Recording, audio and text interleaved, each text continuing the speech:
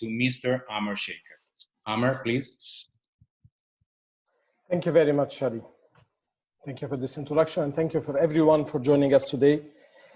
I'm sure that you all know, the ones who know me, how special today is, as it is my first public webinar, sharing with you a very dear subject to my heart, which is about facing the change. So first, I would like to give a short introduction about what is about this webinar, and starting with what is not about this webinar. It is not about going into the details around the COVID impact, the environmental change, economical crisis, the geopolitical evolution impact, and so forth.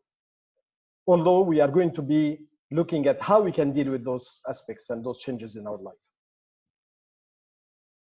So what is it about? It is about you and me. It is about us going through all of those changes, facing all of those changes, and trying to be finding the balance to be healthy, successful, happy, and productive. Productive in our social life, productive in our professional life, and so forth. So this is the main theme of this webinar. And what I would like you to take out of this webinar, I'd like you to have a different look on the challenges that you are facing. Some of those challenges, we perceive them positively, but a number of those challenges, which is normal, as we are all human beings, we look at them in a negative manner. So I would like you maybe to change the perception around those challenges and see how we can deal with them and how to make the best out of those challenges. And what is the best way of looking at things in a different way, if better than a girl or a small boy who are discovering the world, discovering colors, doing a mess, but enjoying this kind of discovery. And this is what I invite you to do. Some discovery of things that maybe you already know, but linking the dots, and this is the main theme and the main objective of my today's presentation, linking the dots between different things that we already know and trying to reflect on it for our life at different levels, personal level and professional level. Facing the change, how human life changed over the years. So just going into the big picture first. This is just 10 best of inventions that we were impacted by, but again, we have many of those inventions that impacted human life. And as you can see that some of those happened while we are living, for the ones who have been on Earth for more than 30 or 40 years. Others happened before we were born, but they still impacted us and we are still using those. So this is just to highlight that human life was always subject of change. Maybe the pace of change, as mentioned by Ali at the beginning of this the session, is the pace is more frequent now compared to the past, but the humans learn how to evolve and how to adapt to the changes. And this is a heuristic view around how communication have evolved, how we learn how to communicate with each other through different means. Maybe most of us started to learn about communication on mass publication, email, and Twitter, and more new media will come in the coming years during our life and after our life. But again, the main message here is that we are learning how to adapt and how to communicate. And of course, we all know that today, although we have better means of communication, but it doesn't mean that we communicate better, because it is not only about the media, but it is how we are using those communication media and what we are doing with it. So it is all about how we adapt, how we evolve, and how we continue living in this earth through the changes that we are facing. So as you can see, change is part of our life. We cannot disassociate ourselves from it. How technology has changed everyday life. Here you have the word before social media. And for the ones who remember that for LinkedIn, we did not have it. And we had a small cards on our desk or in our pocket or whatever in our office, where we have all the business cards that we received and all the contacts that we have, whether we put them on a small piece of paper, on a calendar or whatever. Facebook had a different way of looking before. Of course, we know the Facebook of today, Instagram, and all the others.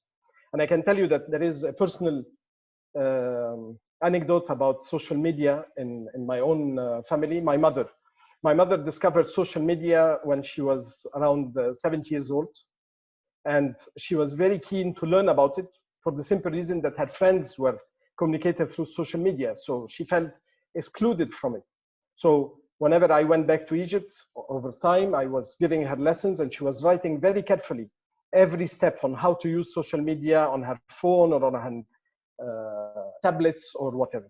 And why? Because, as I said, the peer pressure, and it is not a pressure, but it is just the environment that she was living with. All the grandmothers and all the retired friends and family were using it. So she wanted to be part of it.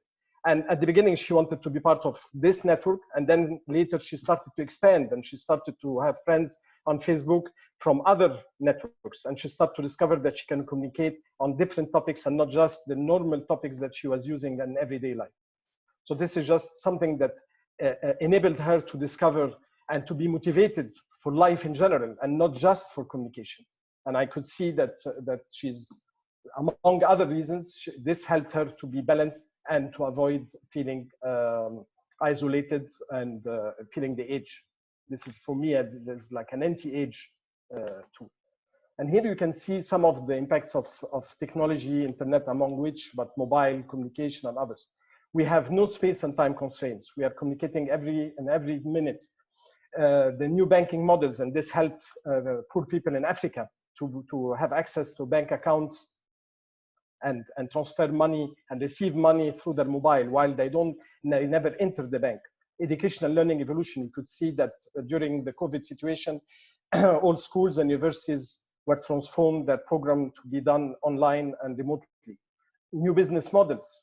We replaced a number of businesses where, for example, booking a ticket, you don't have to go to a travel agent and wait for them to offer you options and be limited to the options that they are giving you. You can access to any kind of booking system and airlines and book the ticket that you want, even 1 hour and few minutes before the flight. Unlimited information access. While you are watching TV or while talking with someone, a topic is mentioned, and then we Google it and find out who did it and what was done on it, and what was the age of this actor, or when did he do this film, or how this tool was invented, or where can I buy this nice suit that I saw it in TV, or whatever. This access to information, unlimited access to information, give us more autonomy. So we as humans have much better means compared to the past. We always say that the past was better. Of course, maybe it was less pressured, less complicated. But again, we have means today that can enable us to have better life. I can see the young generation have better access to the health information. They know what they have to eat. They know how to keep their body fit. We didn't. I personally, I did not have as much information when I had their age. Now, how they use this information is something else. Whether they are really healthy and they comply with it, this is something else. But the access to information is available, and it is all about, again, adapting our life to use such means and such information and such capabilities. Your life story pyramid. So before we talk about the pyramid, and of course, the ones who know me, they know that I am Egyptian originally, so I will have to integrate a pyramid inside my presentation, inside my future, hopefully a book. I just want to summarize my definition around happiness, because reading different books and going through different material, of course, all of us can find hundreds of definitions of happiness. But it is, and the one that I like very much is find out what you really love to do and then direct your energy towards doing it. This is my definition, or my preferred definition for happiness, because through this kind of formula, you are going to put all your energy into achieving what you love to do. And when you do what you love to do, things get swiftly done, joyfully done, and you are able to achieve much more than doing things that you're obliged to do. Mentally, you don't, we all know this expression, I didn't see time passing. Things went very swiftly and fast when we do something that we love, whether it is professionally or personally. When you are watching a film, or you are doing a job, or meeting some people or friends, and we don't see the time flying, is because we are doing something that we love to do. But this is not only the perception of time, it is also the perception of the reason why we are doing it. And the outcome becomes much efficient, because it comes from the heart, and we are putting all the energy and all the means that we have into it. So this pyramid is starting as 3 elements. First one is self-awareness, and we're going to go through it through the following slides. Self-awareness is about knowing yourself. If you don't know yourself, and if you cannot understand how you function, it will be very difficult to adjust to the changes. It will be very difficult to find what you love. It will be very difficult to put your energy towards it. So the importance of self-awareness, this is like the importance of knowing the car that you're driving. If you don't know, you don't need to be a mechanic. You don't need to know how the engine works, but you need to know if it stops, how to make it run again, how you open the boot, how to look at if the car needs water or whatever. And at least you need to know the phone number of the garage. In this case, it will be the doctor that you need to get support from. So self-awareness is very important in this triangle of your life story pyramid. The second one is the surrounding. The surrounding is all about the people that are living around you, whether in the close circle or in the bigger circle, the environment that you are living with, the society that you are living with, everything, the political environment, the social environment, the economical environment, everything around the surrounding is something that you need to also take into consideration. And then last but not least, the changes. Again, nothing is static. Everything is moving. And you need to integrate the changes that are happening to you into this formula. And as you can see, I put it in a certain way of complementing each other, because this means that 2 elements or 1 element cannot stand in itself. You need the 3 elements to be able to understand where you stand and drive your life in a smooth and successful manner. Self-awareness. Self-awareness, again, 3 components. The first one is life purpose. Again, it is very important to know what is your purpose, why you are on earth, why you are living, what do you want to achieve. Sometimes the purpose is just to make sure that your family is growing and you are giving them enough, the shelter, the food, the education. But sometimes this purpose is higher, and we all know the pyramid of Maslow and the needs in this pyramid, where you start with the physical needs and then move up into the ladder of the pyramid of Maslow. So it is very important that you understand where you stand. And if you have a purpose, for example, if someone, while he's working, while he's supporting his family, his life purpose is to help the homeless, or to help educating the others and giving some time or putting some money to help others, or his purpose is to enable his family members who did not have enough chance in their life to grow. So life purpose, it is really dependent on each one of us, but we need to know what is our life purpose. The second one is values and principles.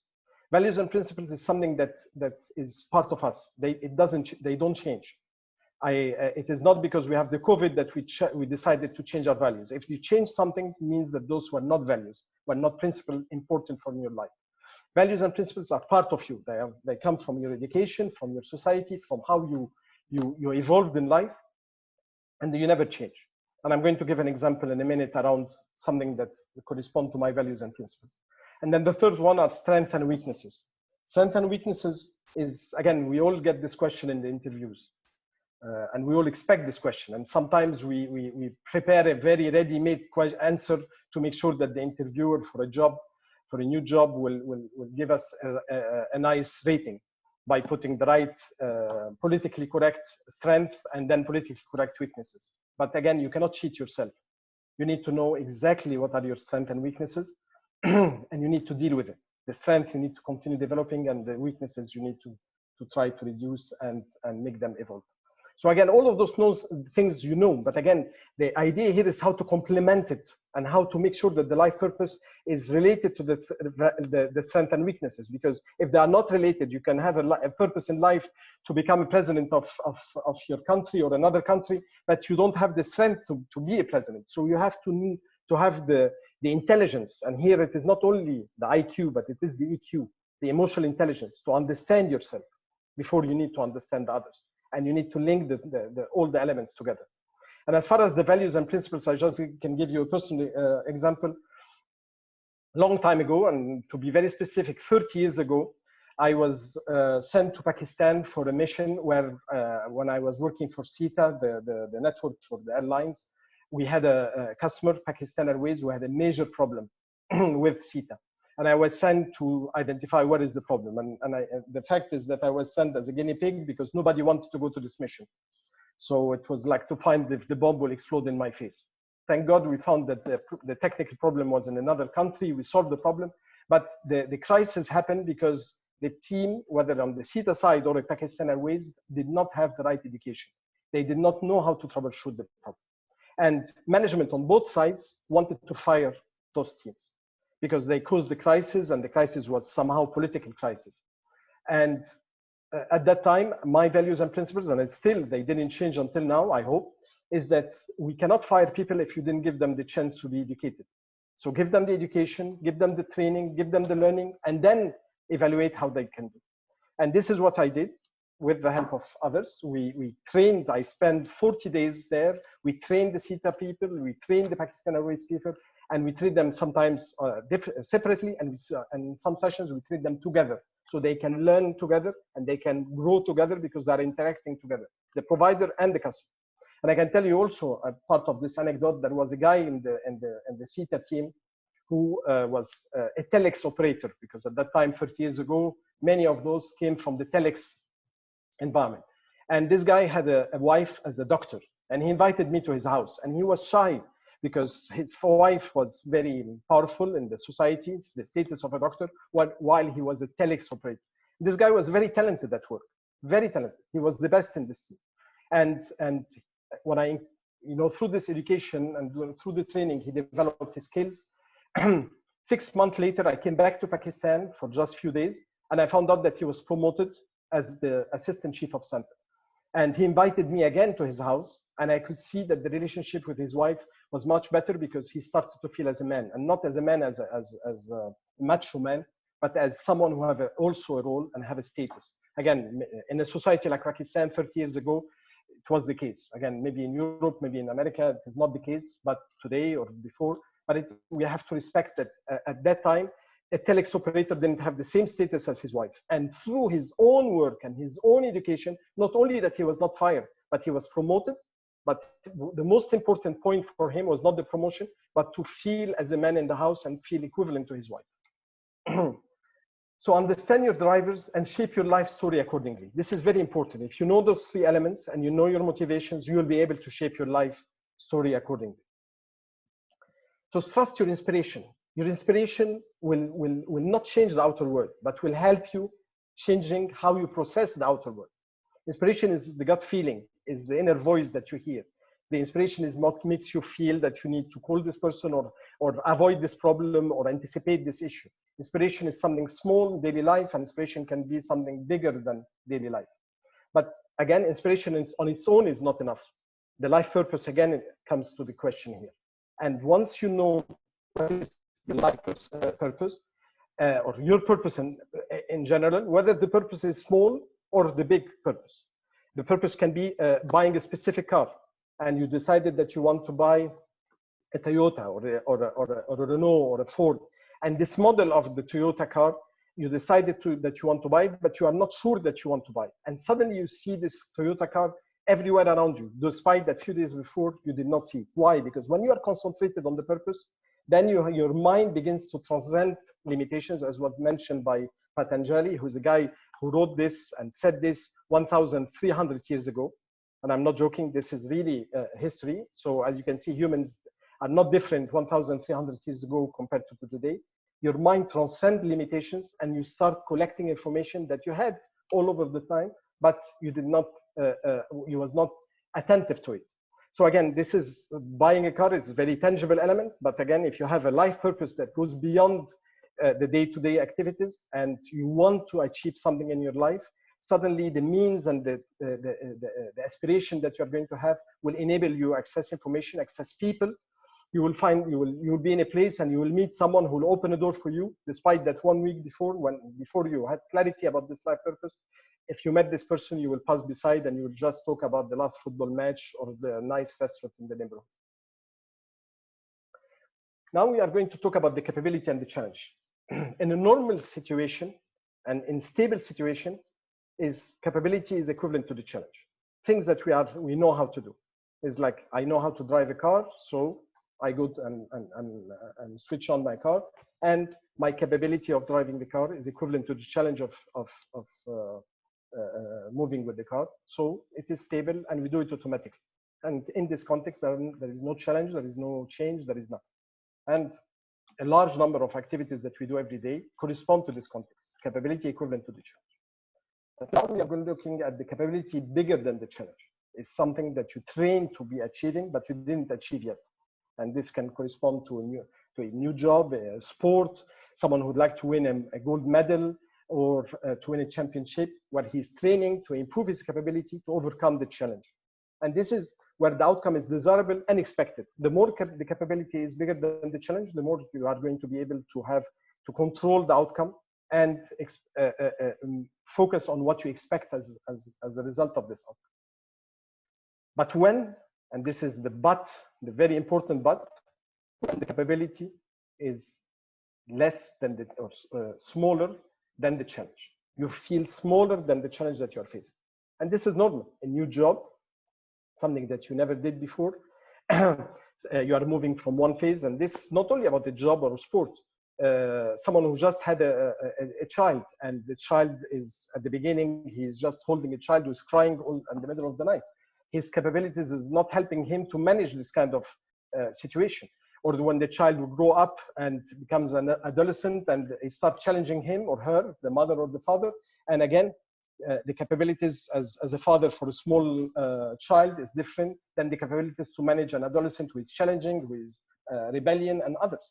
Again, at work, you are doing something and you are in your comfort zone, and then suddenly you are going to be facing something new into this context. And this is where you have less of predictability and you are outside your comfort zone. And this is where the challenge and the change is ahead, because you have to change something. Either it is changed by itself, and then you are passive, and we are going to look at the consequences later, or you are going to be proactively going to change. But once you manage the situation and you overcome the challenge, you will become like the sports guy, Zhang Yu, and the ones who are fans of sport, and our friends from Asia know him very well. He's the Chinese athlete who won the 110 hurdles race, gold medal in Athens, the Olympics, the Athens Olympics, and the World Championship in 2007. So why I took this example, because normally the ones who win this kind of race are either Africans or American Africans, and you can see that he was able to raise his capability over the challenge and win this gold medal, as I mentioned.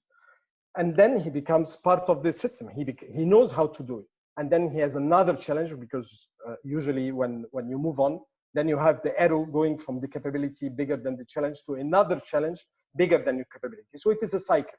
During our life, it is a cycle. Your capability and the challenge goes up and down based on the changes, based on the environment that you are going to go through. And you have to be aware of all of this. What is happening with the COVID situation today is just another example where we are adapting to the new world, to the new normal. And once we will adapt it, there will be another change and another challenge, and we have to readapt in 6 months or a year or two. It is never ending story. So facing the change, can you escape it?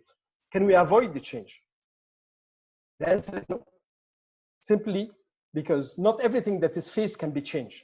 Not everything that you face in your life can change, but nothing can be changed until it is faced. And this is the expression about facing the change. And James Baldwin, when he wrote this, who is the American author, he knew what he's talking about, because it is very important to face the situation in order to decide how you want to deal with it. Not facing the situation, and we can see, again, I mentioned that the webinar is not about the COVID, but just taking the example when some nations decided not to face the situation at the beginning, and they had to pay the price double and 3 times afterwards. So you have to face it. It doesn't mean that you have to consider it as a crisis from day one, but you have to face it and decide what to do with it. And again, this is happening at the personal level, at our level, at the corporate level, in a company where we work, and at the national level, or an even regional level or global level. We always see this when companies got bankrupted and had scandals like Enron and others, because they did not want to face the change happening around them and inside the company. And Paulo Coelho, the famous Brazilian writer, whom I'm a big fan of it, he wrote this kind of quotation, and I loved it. When we least expected, life set us a challenge, or sent us a challenge to test our courage and willingness to change. And this is again part of the cycle. When everything seems to be settled and we are in control, then a new factor comes and we have to adapt and we have to change. And again, if you reflect on your own life, you are going to see that this is happening again, and it will happen. And I'm not someone who's reading in a crystal ball, but I can assure you that as long as you're on this earth, you have to expect the changes taking place. The change journey. Again, this is just a simple way of summarizing what I'm trying to pass as a message here. The why now. We always ask ourselves when it happens. As Paulo Coelho mentioned, life sends you a challenge or a change when you are least expecting. Try to avoid judging. Try to avoid asking why now, because there is no good time or bad time. Just accept and decide what you are going to do with it. If you accept and you decide to do nothing, at least you are consciously making a decision. But if you do nothing because you don't want to accept it, then the change will impose its consequences on you. Constant learning. And I love this sentence that I found it in one of the books from Robin Sharma, the monk who sold his Ferrari. In life, we are tested, then we learn. At school and university and any kind of education, we learn, then we are tested at the end of the semester, at the end of the year, or at the end of the week even. But in life, we are tested all the time, and we are learning through this test. And this is something that we have to embrace and accept. Constant learning. Trust that every change happening in your life is for your benefit. Don't look at changes as a negative thing. The people who are causing the changes, the negative people, are helping you somehow through their negativity, because they are putting in your way changes that you have to deal with, and you will be able to grow with it.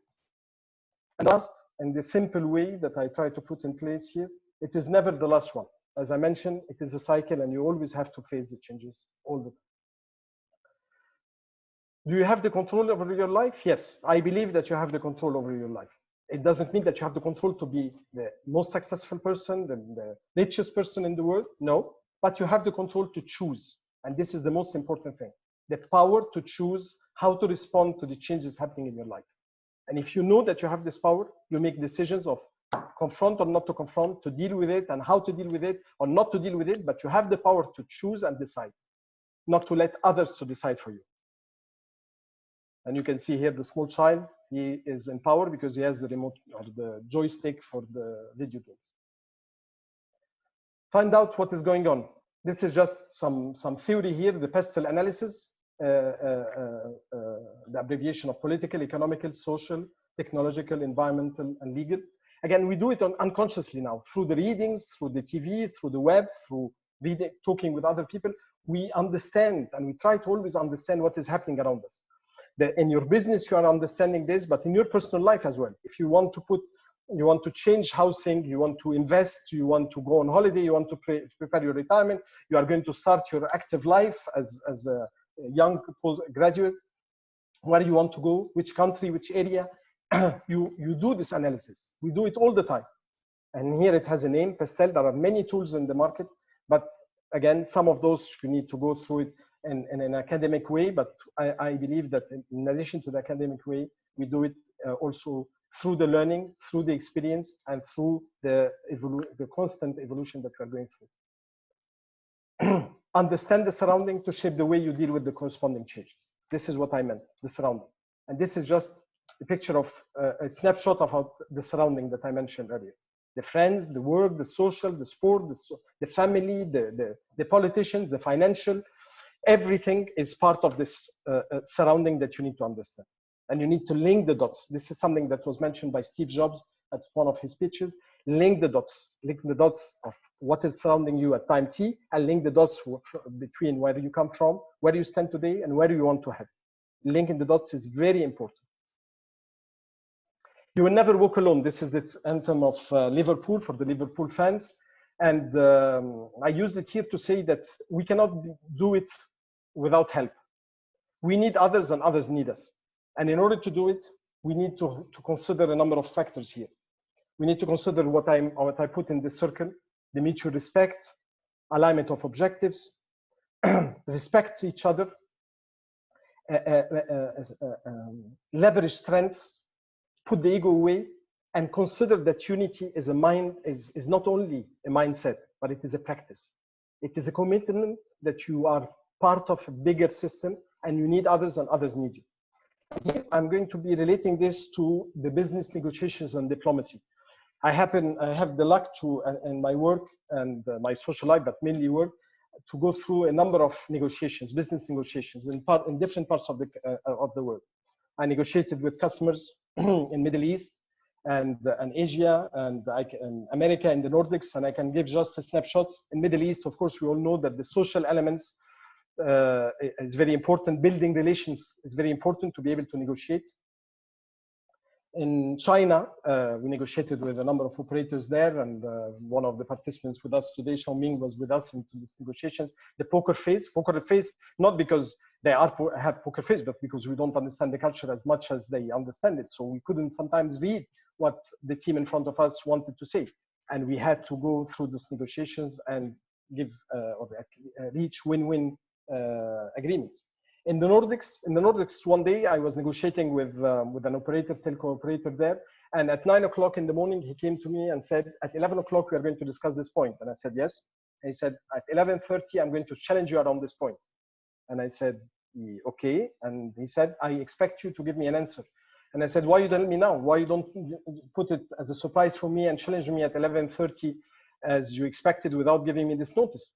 And he said, "Because I'm not interested to put you into a weakness situation. I'm interested that you give me an answer. And I'm interested to go back to home and to my boss with the solution. I want to reach a solution." Again, this is their culture. And again, it puts pressure because in 2 hours I needed to prepare the answer. Otherwise, I would have given him the excuse that I didn't have time to prepare. And I needed the weekend or the week to prepare. But again, this is the culture, and you need to understand the culture, and you need to respect the culture, and you need to put the ego away. And for the Americans, of course, they go straight to the point, and they will ask you at the beginning and the middle, at the end, what you want, and how to make sure that what I want and what they want can be converged. And again, negotiations and business diplomacy and diplomacy in general is all about understanding that you are not alone, and you have to respect that in negotiations, to be able to have a successful negotiation is not to be stronger than the other person, not to squeeze him, not to squash him, but to work with him and make him successful as you would be successful, because 1 + 1 for the mathematicians is 2, and I am engineer by education and it is 2, but in unity, 1 + 1 can make 3 and 4 and 5 and 100, because we are putting much more than just your strength and my strength. We'll put other elements into the equation, and unity is priceless as far as I'm concerned and as far as the number of people are concerned. And as you can see here, it's climbing a mountain together. 2, they are related to a rope. And if they cannot hold each other, both of them will fall, not only one. So this is just an example about consider negotiations, whether at home or at work, as something that both parties need to succeed, need to come out above the mountain and not the opposite. Do not wait until it is too late. This is just an example, a real example. It is not very recent example, but it helped me shaping my own life, this story. There is a guy, and I'm going to mention his name in a minute, he is the CEO of a company, famous company, and he is consulting his chairman, the guy reporting to him, about, because they had a crisis, and I'm going to mention the crisis in a minute, and he consulted him about what to do with the crisis. So he's asked him, what if we get kicked out and the board brought in a new CEO? What do you think he would do? And his chairman, the guy called Gordon Moore, answered without hesitation, he would get us out of memories. And maybe some of you started to guess which company we are talking about, which is Intel. In the 80s, they were, the memory business started to go down. The Japanese started to be very successful developing this, and the Intel started to lose ground. And they had this, what we call the strategic inflection point, because the environment around them started to change, and they were really losing ground. And they needed to change, to do something. Although they were rich, they were millionaires, and they could leave the company and enjoy their money. But they were really trying to find the solution. So when his chairman said they would get us out of memories, the new CEO, he said, I stepped at him and said, why shouldn't you and I walk out of the door and come back and do it ourselves? Why should we wait for others to do the change if we are able to do it ourselves? Why should we wait? And this is Andrew Grove, who is the Intel CEO, and he was elected as the Man of the Year by the Time magazine in 2097, sorry.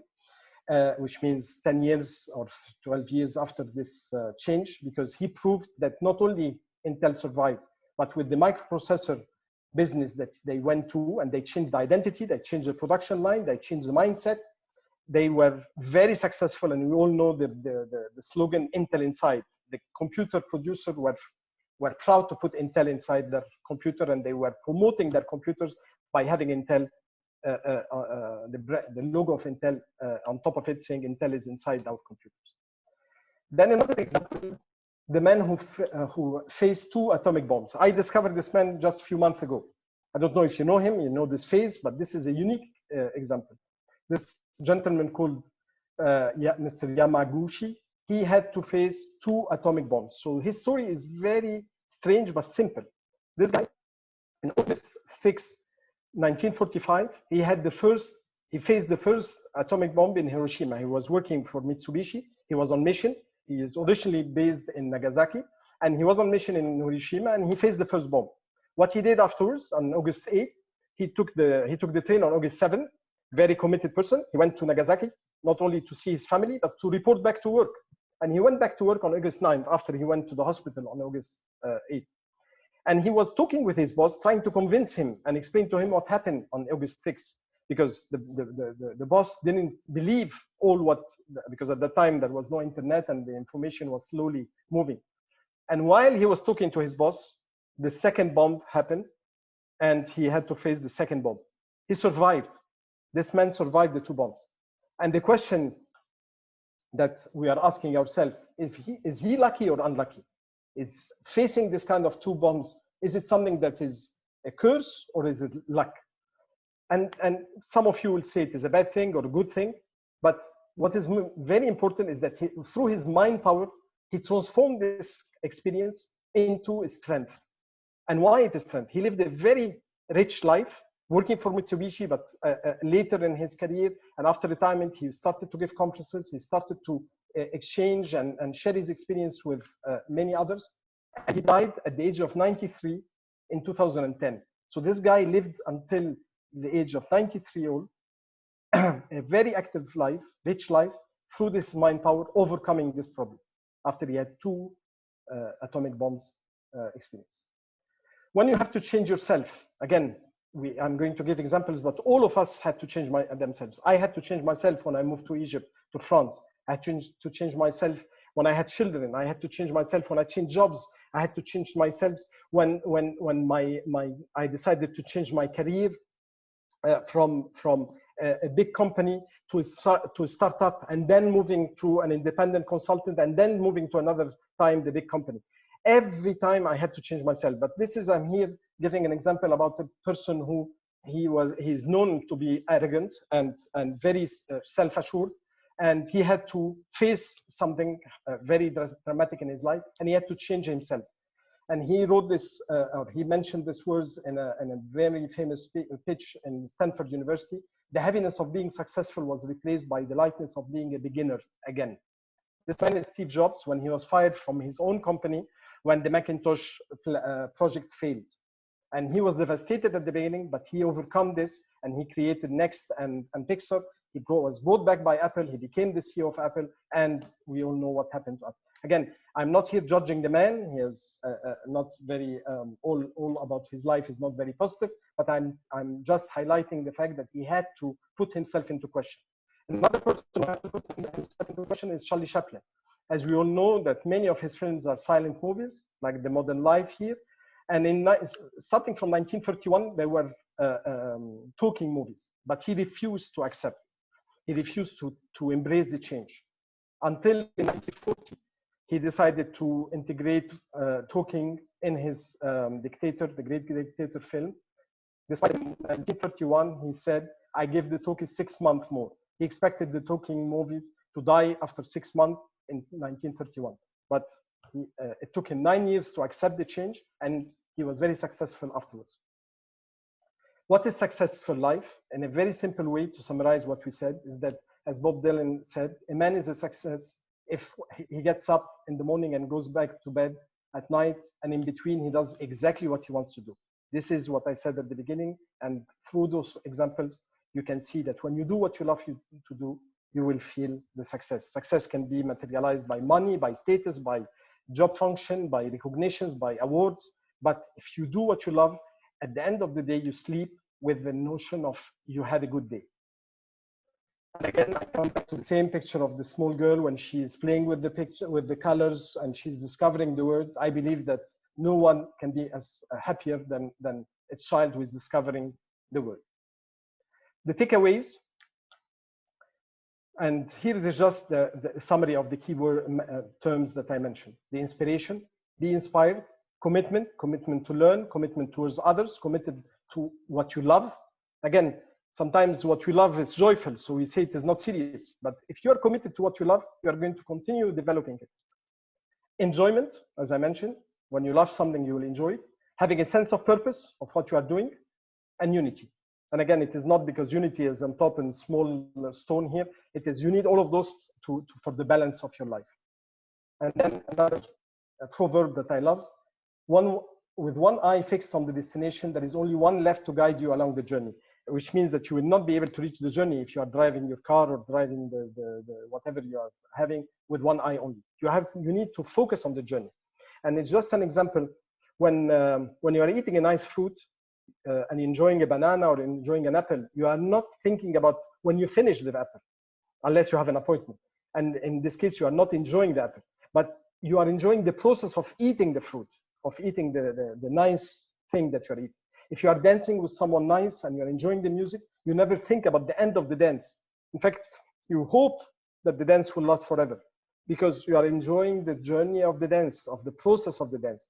So life is the same. Enjoy the process. Don't be obsessed by the outcome. Don't be obsessed by the destination. Because when you are obsessed by it, you miss a number of things in the journey. And then last but not least, the famous, because I hope it will become famous, this pyramid. Self-awareness is important. The understanding of the surrounding is very important, and facing the changes is very important. How can I help you further? Hopefully that our contact can remain and I can help you further. I can help you clarify your life story pyramid positioning. And I can help you planning and supporting your transformation plan and project. Because every one of us have a transformation project, whether on the personal life or in the corporate life. And here I'm just putting my contact details. By the way, just this address is being configured. So just if you take note of it now, but start sending mails to it in an hour or so from now, just the time that we finish this configuration. But I would love to hear back from you. I would love to hear your feedback about the session, your questions, and any kind of support you may need from me in the future. I would love to be engaged with you. And with those words, I give you back the floor, Ali, and I believe that I respected the time that we agreed on. Yes, Amer, thank you very much for this very useful information. Congratulations. We're very happy that you're showing this to the world. We have a couple of questions from the audience. Remember that you can start typing your question directly on the chat to me. And we will begin with a question from Mr. Sean Mintan. How will you motivate yourself when you face with a big challenge ahead? Amer?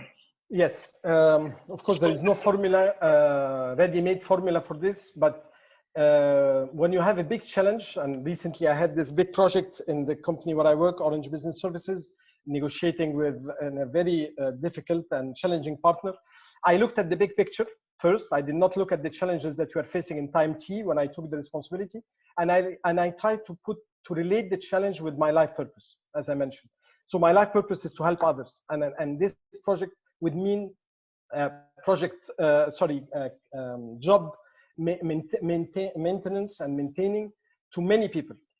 So I consider that this is the better objective, the most important objective, to have a win-win for both the partner and for us in terms of business, and to maintain and preserve those jobs on their side and on our side. And this is what helped me overcome maybe problems, I would say tactical problems, by looking at the big picture. And this is what motivates me. So always look at the big picture and not be confined and limited with what bother you in the day when you are facing the challenge. But again, there are many formulas for this kind of question, which thank you very much, Shangmin, for the question. Thank you, Amr. We have another question from Mr. Mauro Cruzeiro. In general, my previous generation had 1 or 2 jobs during lifetime. Our generation are having 3 to 4 activities during lifetime. Next generations might have 5 to 6. However, most of the people does not want to change and stay in comfort zone. How we can show them that a significant change during life, like change a profession or change activities, could be a positive way to the happiness, and change again could even increase happiness again. Thank you, Mauro. Again, challenging question. Thank you very much for it. I would say that showing them by example, showing them by our own example. If you want to explain to them, we need to be the example of the change itself, because if you are sitting in the comfort zone ourselves, we cannot explain it to someone else that they have to get out of the comfort zone. Second, we have many examples around us in the world, whether in our surrounding and bigger surrounding, that nothing stands in a static status. Everything is moving on. So if they don't change proactively, they will, it is like when you don't move up, people will move themselves and you will be behind them. So the idea of not moving compared to the others will put you in a negative positioning. So you have to keep up. You have to keep up with the jobs. You have to keep up with technology. You have to keep up with the ambition. Changing jobs itself shouldn't be an objective. But if you feel that remaining in the same job is putting you in a static manner, then changing jobs should help you moving forward. So it is very important that you feel evolving and you are feeling useful and you are feeling embracing life and not just passive and taking the consequences of what others are doing for you. Thank you, Amr. We have another question from Mr. Oscar Flores. Regarding the definition of happiness, how to balance our energy towards the things we love and the things we need to do of responsibility. The point in life and changes make us dedicate most of our energy to responsibilities.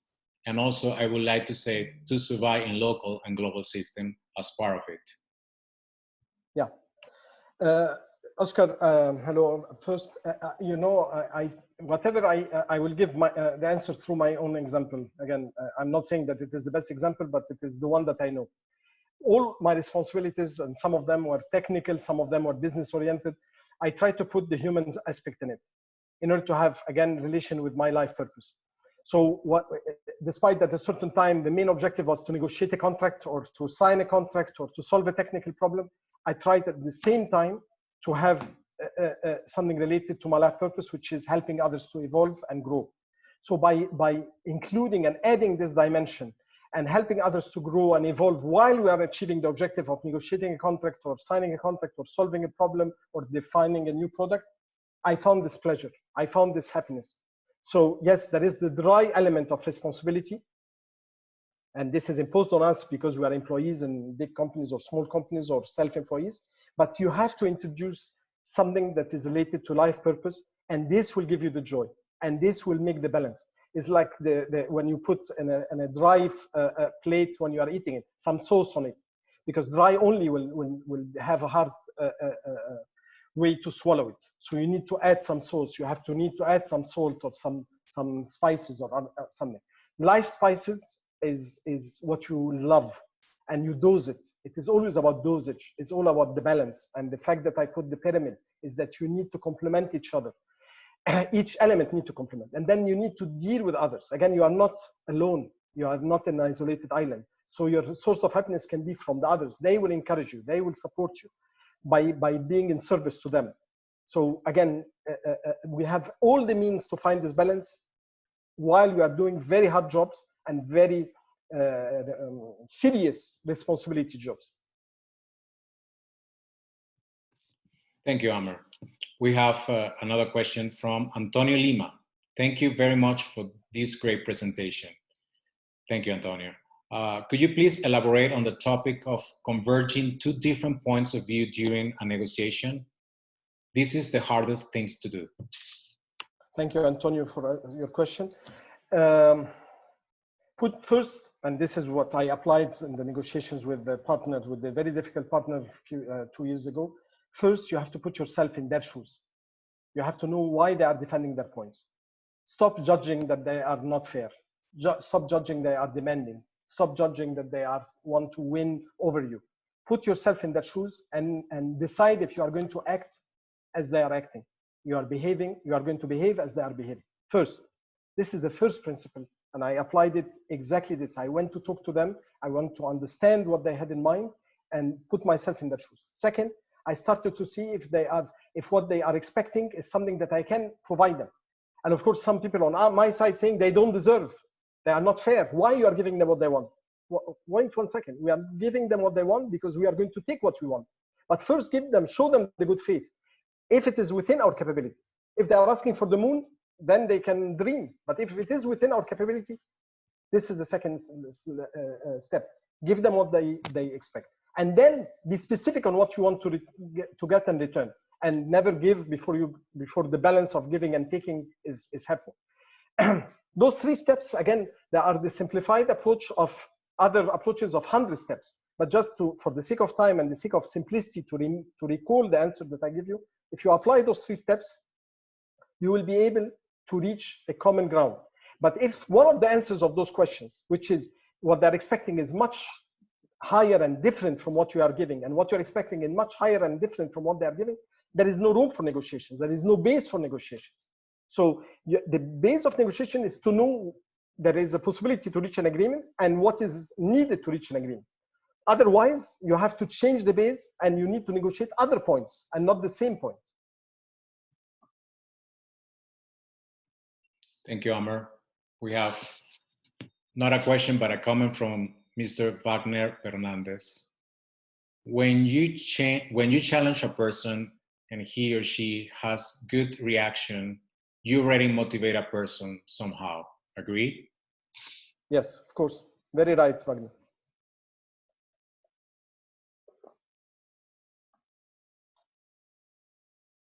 Ali, you are on mute. Sorry, that was a comment from Mr. Wagner Fernandez. It's not a question, but a comment. When you challenge a person, he and she have a good reaction. You already motivate a person somehow. Agree? Yes, as I mentioned, fully right. And you bring the people up by respecting them and encouraging them. Thank you. Another question from Fred. Are these principles easier to apply on personal and professional life based on your experience? Yes, otherwise I will not be sharing it with you today. Every one of those principles, I tried my best to apply it, to test it, not only to apply it for myself, but to coach others on how to apply it. And I learned from them because sometimes the experience of others while experimenting those principles and those tips and hints have taught me myself things that I did not experience when I was applying myself. So, but I can assure you that every single word, every single concept that I shared with you today have proved to be useful and practical and applicable in our personal and professional life. And as I mentioned, my dream is to be able to work with organizations and with people in order to continue doing so. Thank you, Amer. We have 2 more questions before we end this session. This is from Felipe Stutz. You are going personally facing a change now, extending your coaching mission to a larger number of people, something you are doing for many years. What made you embrace this change? You are personally facing a change now? Living my dream, Felipe. This is every one of us have a dream, and we always keep pushing the dream until later, until we are retired, until the right moment, until the kids leave the house, until they finish their education, until. And I decided that I did not want to wait anymore. I wanted to put the dream into practice on a larger scale. Yes, you are right. I have been doing it in a smaller scale, and today my dream is to make it on a bigger scale, if it will be useful for others. And I am inviting everyone to live that dream, to realize that dream, because facing the changes is mainly and all about realizing your dream. So I'm trying to apply it for myself before and while you are helping others to apply it for themselves. Live your dream. Thank you, Amer. We have another question from Jose Renato. What is the leadership challenge on these new times? How to motivate, engage, and connect the team, customers, and coworkers to a successful results? So the question, Renato, is what is the challenge to motivate? Is it, Ali, this is how you interpret the question? Yeah, let me rephrase. What is the leadership challenge on these new times for people to motivate teams? Okay, the leadership challenge, many. I mean, this can be subject of webinar in itself. One, the leaders are dealing with different generations: old generation, middle generation, and the young generation. And even within the young generations, we have very, very young and middle young. So they have different expectations. They change jobs, like sometimes they change their socks or their shirts. They work remotely. They don't have the same loyalty to the company because they know that they will change jobs several times during their life. The economical situations is impacting. The health situation is impacting. So basically, the leader needs, one, to give the example, to be an example of how he's expecting his team to behave, because talking about things and he's not applying is for me, a wrong thing. Two, the leader needs to be anticipating things, not reading in a crystal ball, but through the experience, he needs to help his team to anticipate things so they can be feeling that he's a reference for it and they can really follow his guidance and work together. And then collaborative leadership, to be part of a team. A leader shouldn't be hierarchical above the team. He should be part of a team. He should be part of a system, and everybody should be feeling that they have a role to play, and they feel that what the leader have applied as an idea or as a decision yesterday was their decision, their idea, so they can feel belonging to it. And a number of cases where I tried, on one side, I wanted to consult my team members, but I also wanted them to feel that what is happening is their baby and not my baby, because I was the leader of the team. And when I was working with other leaders and who applied this, and some of those leaders are attending this session, they made me feel this. And I really appreciated that. When people make me so when I learn from those leaders, I try to apply it myself. So a leader is an example and a model, but also as a team member who is embracing other team ideas and anticipating things through his experience, but at the same time taking input from others and being connected. This is the last word about what I advise for a leader: to be connected to the reality. Reality is the environment, and as I mentioned with Pastel analysis, should understand the environment, should understand his company, should understand his people, his team members, what they want, their needs, their challenges, their weaknesses, and he should understand his own weaknesses and strengths. He should understand his life purpose and values so he can connect. Thank you very much, Amer. And we ran out of time, unfortunately, but we have good comments from the audience. Such an inspiring presentation. Many thanks. All the best to all. So thank you very much for joining today. Remember that this session has been recorded and will be distributed for future reproduction. So thank you very much, everybody, and have a wonderful day or afternoon. Bye-bye. Thank you very much.